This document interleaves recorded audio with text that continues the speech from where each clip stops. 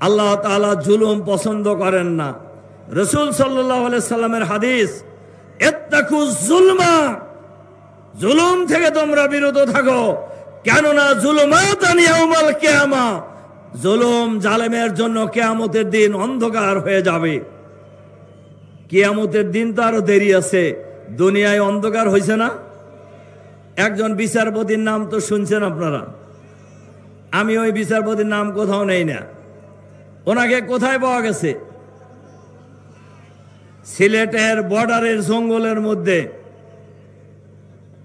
উনি সাইদি সাহেবকে ফাঁসি দিয়েছে, নিজামী সাহেবকে ফাঁসি দিয়েছে, টকশোতে আস্ফালন করে বলতেন আজকে সাইদি সাহেবকে ফাঁসি দিছি, আজকে নিজামী সাহেবকে ফাঁসি দিছি। ওই বিচারপতিকে পাওয়া গেছে এখন সিলেটের বর্ডারের জঙ্গলে কলার পাতা গায়ে দেওয়া অবস্থায়, এবং জনগণ তাকে সেখান থেকে ধরে আনছে কিভাবে? গলায় গামছা লাগায়া। আচ্ছা, গ্রামে গ্রামে গঞ্জে গলায় গামছা লাগায় কাদেরকে? হ্যাঁ, চোর না ছেঁচড়া চোর? ছেঁচড়া চোর যারা, এদেরকে কিন্তু গলায় গামছা লাগায়। আপনি বিচারপতি, আপনি একজন এপিলেট ডিভিশনের বিচারপতি, আপনি ওখানে গেছেন কেন? আপনি বর্ডারের জঙ্গলে গেলেন কেন? আপনি এমন অপকর্ম করছেন যে আপনি পালানোর জন্য ওখানে গেছিলেন। কেন আপনি পালান কেন? আপনার তো পালানোর কথা না। সম্মানিত সংগ্রামী ভাই এবং বন্ধুগণ, এই যে যারা পালায়ে গেছেন, পার্শ্ববর্তী রাষ্ট্র থেকে মাঝে মধ্যে বলে ঠুস করে ঢুকে পড়বে। এইটা শুনে আবার বাংলাদেশে কিছু লোক উকি মারার চেষ্টা করে। আপনারা কি শুনেছেন কোন ফেসিবাদী সরকার যখন পালায়া যায় তারা দুনিয়ার ইতিহাসে কেউ ফিরছে? লক্ষণ সেন ফিরছিল, কারজাই ফিরছে, আসাদ ফিরছে। আপনাদের নেত্রী ফেরার কোনো সম্ভাবনা নেই। কেন ফিরবে না? যখন তার হাতে ছিল আর্মি, তার হাতে ছিল বিডিআর, তার হাতে ছিল র্যাব, তার হাতে ছিল পুলিশ, তার হাতে ছিল প্রশাসন, তার হাতে ছিল হেলমেট লীগ, ছাত্রলীগ, অমুক লীগ, তমুক লীগ, সব রাইখা পালায়া গেছেন। আর এখন তার হাতে কিছুই নাই। বলেন কিছু আছে? আর আসার সম্ভাবনা আছে? কাজে উকি ঝুঁকি যারা মারতেছেন তাদেরকে আমরা বলবো উকি ঝুঁকি মাইরে লাভ নাই। যত উকি ঝুঁকি মারবেন ততই বিপদে পড়বেন, যত উপযোগী মারবেন ততই বিপদে পড়বেন।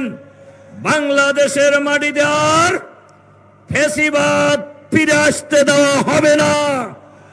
বাংলাদেশের মাটিতে আর কোন ফেসিবাদ আমরা কায়েম হতে দেব না, ইনশাআল্লাহ।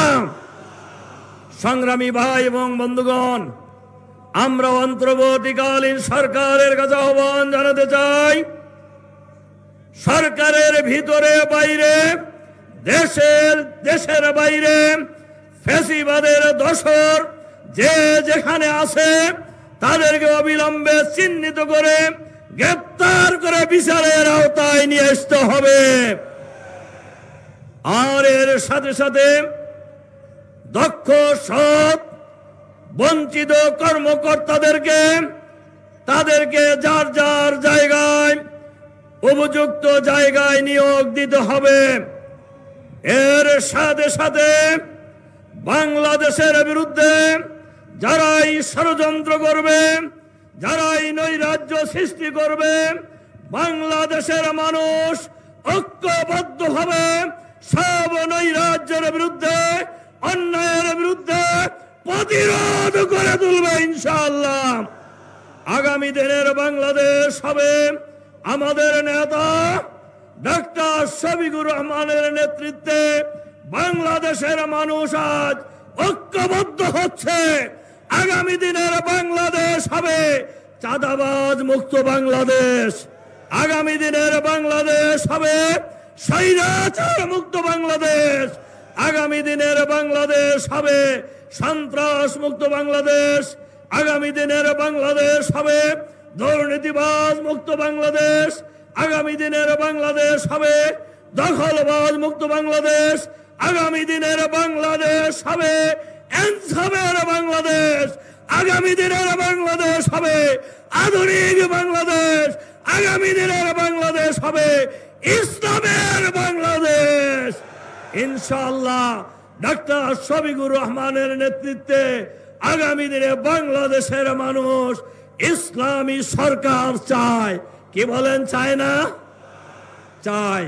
সুতরাং সেই সরকার প্রতিষ্ঠার আন্দোলন এই ঠাকুরগাঁও থেকে আমরা ঐতিহাসিক ভূমিকা পালন করব ইনশাআল্লাহ।